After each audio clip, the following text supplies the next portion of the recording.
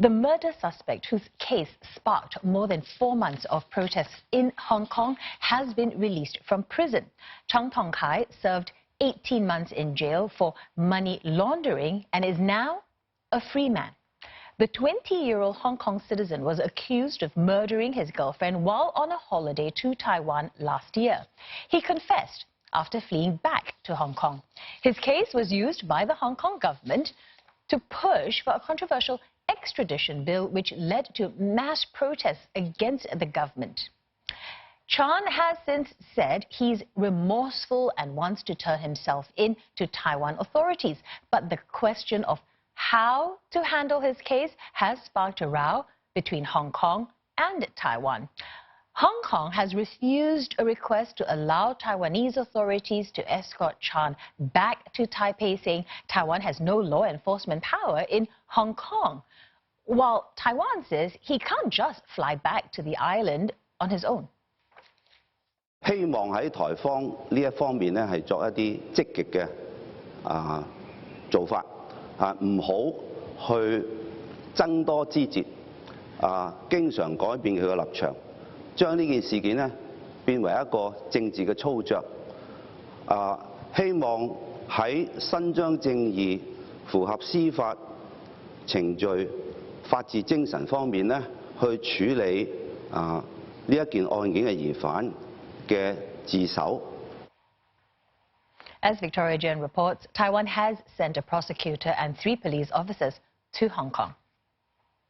Based on the latest statement issued by Taiwan's Mainland Affairs Council, it accuses the Hong Kong government of purposely stalling the extradition of murder suspect Tong-kai for political purposes. The fact that Hong Kong rejected Taiwan's request for approval to send officials to pick up Chen from Hong Kong goes against international judicial cooperation practices. The Council also raises questions on the political motives behind the dispute, saying that Hong Kong hopes to legitimize the extradition bill, which is an evil bill that Taiwan would never endorse. Now, President Tsai Ing-wen, who earlier said the suspect should be tried in Hong Kong, has changed her position on the case.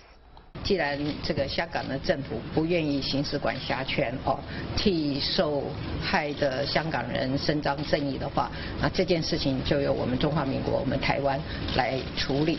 President Tsai has also stressed that since the suspect is wanted in Taiwan, so he's not eligible to turn himself in, according to Taiwan's law. And the only option for him is for him to be arrested by the police. She added that everything that the Taiwan authorities are doing is to bring justice to the victim's family and defend the island's sovereignty. So the murder has clearly turned from a criminal one into a political spat over a sovereignty issue.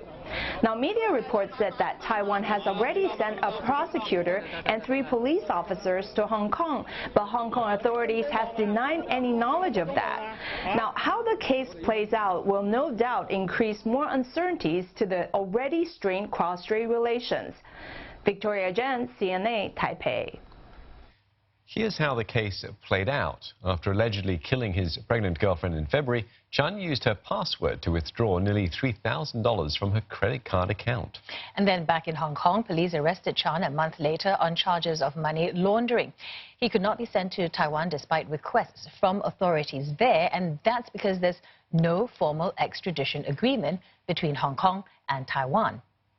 The case was highlighted by Carrie Lam as a reason to introduce an extradition law, but it was met with strong public opposition, with many concerned it would be used by China to send political dissidents and activists to the mainland.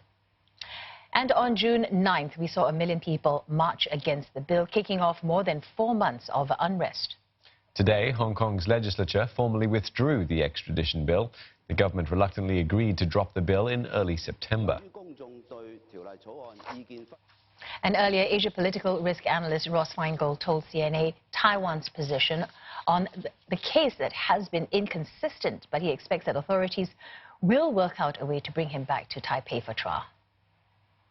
Taiwan keeps insisting that they need some kind of mechanism like that, and Hong Kong saying, look, the guy just wants to get on the plane now. Now is not the time to discuss any kind of treaty or agreement or framework or whatever it might be called. He wants to go now, and in the interest of bringing him to trial, it's understandable that the Hong Kong side is a bit perplexed by Taiwan's insistence on having some kind of formal mechanism before they will let Mr. Chan on an airplane and to enter Taiwan.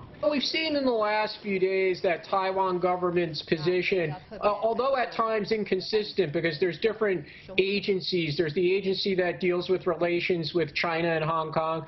There's the Ministry of Justice. There's the President's office. There's the Premier.